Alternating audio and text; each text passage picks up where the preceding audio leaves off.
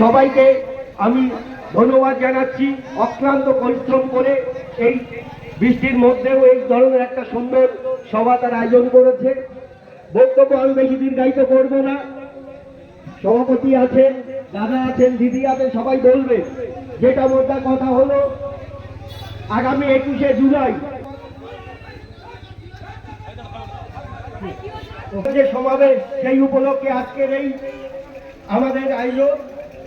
21শে জুলাই, যে জুলাই আমাদের যুব কংগ্রেসের সাথী বন্ধুরা শহীদ হয়েছিলেন, তাদের প্রতি আমরা সম্মান জানাবো। এতদিন আমরা তাদেরকে সম্মান জানিয়েছি, শ্রদ্ধা জানিয়েছি, কিন্তু 21শে জুলাই যারা হাইজ্যাক করেছিলেন, শহীদের সম্মান জানানোর নাম করে যারা কলকাতার রাজপথে চটুল নৃত্য করতেন, যোগদান সভা করতেন, প্রকৃত অর্থে এতদিন শহীদের সম্মান জানানো হয়নি।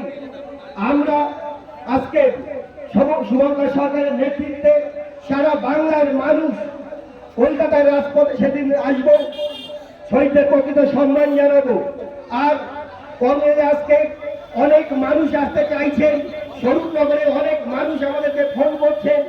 আমাদের মধ্যে কেউ কেউ বলছেন অমুককে নেওয়া যাবে না, তমুককে নেওয়া যাবে না।